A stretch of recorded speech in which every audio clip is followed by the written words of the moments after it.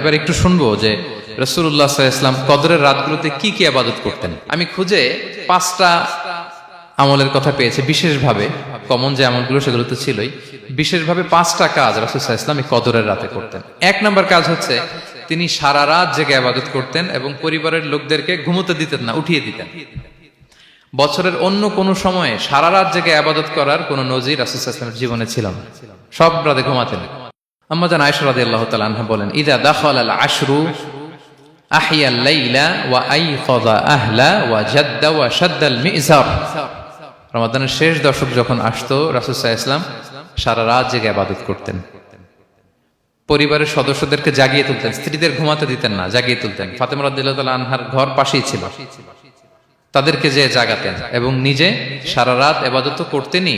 জাদ্দা ওয়া শাদ্দাল মিজার, খুবই বলিষ্ঠ ভাবে, খুব মজবুত ভাবে কোমরে গামছা বেঁধে নামার একটা এক্সপ্রেশন এখানে দেওয়া হয়েছে। মিজার, ইজহার মানে হচ্ছে বাংলা করলে হয় লুঙ্গি। লুঙ্গি আমরা যখন খুব শক্ত কোনো কাজ করতে যাই তখন তারা কি করে, খুব টাইট করে লুঙ্গিটা বাঁধে। তার মানে বোঝানো হচ্ছে রাসূল সাল্লাল্লাহু আলাইহি ওয়াসাল্লাম কোমরে ভালো করে লুঙ্গি বেঁধে বা গামছা বেঁধে আটগাট বেঁধে নামতেন শেষ 10 দিনের জন্য। এই সময় তিনি মানে কাউকে কেমন যেন চিনতেন না, সবসময় ইবাদতে মগ্ন থাকতেন। এটা আমরা করতে পারি যে শেষ 10 দিনে, আর যেহেতু 3 দিন বাকি, আমরা একটা স্পেশাল প্ল্যান করতে পারি যে আমরা আমাদের সর্বোচ্চটুকু উজাড় করে দিয়ে লাস্ট 10 ডেজ অফ রমাদানের এই বরকত আমরা হাসিল করব, এটা যেন আমাদের মিস না হয়। তাহলে এটা আমরা একটা পেলাম। 2 নাম্বার হচ্ছে ইতিকাফ করা।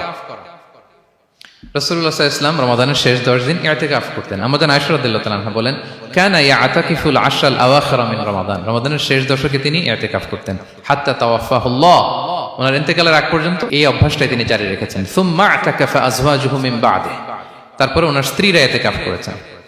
আরেক বর্ণনা এসেছে ইয়াতাকিফু কুল্লা রমাদান 10 আইয়াম, প্রতি রমাদানে তিনি 10 দিন ইতিকাফ করেছেন। কিন্তু যেই বছর তিনি ইন্তেকাল করবেন সে বছর তিনি 20 দিন ইতিকাফ করেছিলেন। প্রতি রমাদানে 10 দিন, আর যে বছর ইন্তেকাল করবেন সে বছর কয় দিন? 20 দিন তিনি ইতিকাফ করেছিলেন মসজিদে নববীতে। তাহলে আমরা এই রমাদানের শেষ দশকে এটা করতে পারি। 2 নম্বর পয়েন্ট হচ্ছে ইতিকাফ করা। তো আমরা যেন ইতিকাফ করার চেষ্টা করি। ইতিকাফ করতে না পারলে শেষ দশকের রাতগুলো যেন মসজিদে কাটানোর চেষ্টা করি, তা না পারলেও বাসায় যেন এই রাতগুলো আমরা মিস না করি। বিশেষ করে সেন্ট্রাল মস্কে তো অসাধারণ পরিবেশ, এটা হাইলি রেকমেন্ডেড। ইফ পসিবল আপনারা আসবেন, এখানে ইবাদতের চমৎকার পরিবেশ থাকে। 3 নাম্বার হচ্ছে রাসূল সাল্লাল্লাহু আলাইহি ওয়াসাল্লাম এবং জিবরাইল আলাইহিস সালাম যৌথভাবে কোরআন রিভিশন করতেন। খুব ইন্টারেস্টিং। সারা বছর যেটা নাজিল হতো রমাদানে জিবরাইল আলাইহিস সালাম রাসূল সাল্লাল্লাহু আলাইহি ওয়াসাল্লামকে শোনাতেন, রাসূল সাল্লাল্লাহু আলাইহি ওয়াসাল্লাম আবার জিবরাইল আলাইহিস সালামকে শোনাতেন। সহিহ বুখারীর বর্ণনা, কানা জিবরিলু ইয়ালকাহু ফি কুল্লি লাইলাতিন মিন রমাদান ফায়ুদারিসুহুল কুরআন। প্রতি রমাদানের প্রতি রাতে এসে রাসূল সাল্লাল্লাহু আলাইহি ওয়াসাল্লামের সাথে কোরআন মুদারাসা করতেন।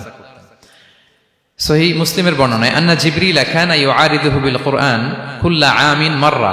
প্রতি বছর রমাদানে একবার শোনাতেন বা শুনিয়েছেন, যে বছর তিনি ইন্তেকাল করবেন তিনি 2 বার শুনিয়েছিলেন। আরাদা ইউআরিদু মানে এটা ফ্রম বোথ সাইড।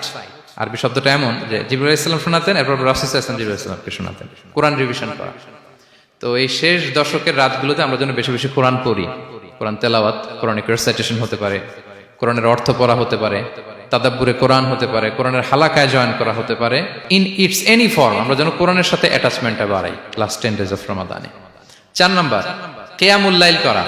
রাসূল সাল্লাল্লাহু আলাইহি ওয়াসাল্লাম কিয়ামুল লাইল করতেন এবং কিয়ামুল লাইল শব্দটাকে রাসূল সাল্লাল্লাহু আলাইহি ওয়াসাল্লাম কদরের সাথে জুড়ে দিয়েছেন। সহিহ বুখারীর বর্ণনায় তিনি বলেছেন, মান কামা লাইলাতাল কদরি ঈমানা ওয়া ইহতিসাবা গুফিরা লাহু মা তাকাদ্দামা মিন যামবি। কদরের রাতে যে কিয়ামুল লাইল করে বিশ্বাস নিয়ে এবং নাজাতের প্রত্যাশা নিয়ে, তার পূর্বের সমস্ত গুনাহ আল্লাহ তাআলা ক্ষমা করে দিবেন। তাহলে কিয়ামুল লাইলটা রাসূল সাল্লাল্লাহু আলাইহি ওয়াসাল্লাম বিশেষভাবে কদরের রাতের সাথে সম্পৃক্ত করেছেন। আমরা যেন প্রতি রাতে কিয়ামুল লাইল করি, লম্বা সময় যেন দাঁড়িয়ে থাকি, লম্বা সময় কোরআনিক রিসাইটেশন করি দাঁড়িয়ে থেকে, লম্বা সময় রুকু, লম্বা সময় সিজদা, স্পেশালি সিজদা। আখরাবু মা ইয়াকুনুল আবদু মির রাব্বিহি ওয়া হুয়া সাজিদ ফাআকসিরু ফিহি দুআ।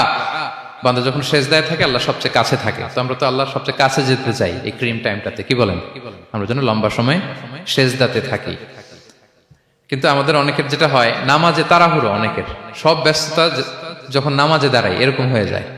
রাসূল সাল্লাল্লাহু আলাইহি ওয়াসাল্লামের সালাত যদি আমরা খেয়াল করি, বিশেষ করে কিয়ামুল লাইলে এত যে সুন্দর ছিল, আম্মা জান আয়েশা রাদিয়াল্লাহু তাআলা আনহাকে জিজ্ঞেস করা হয়েছিল যে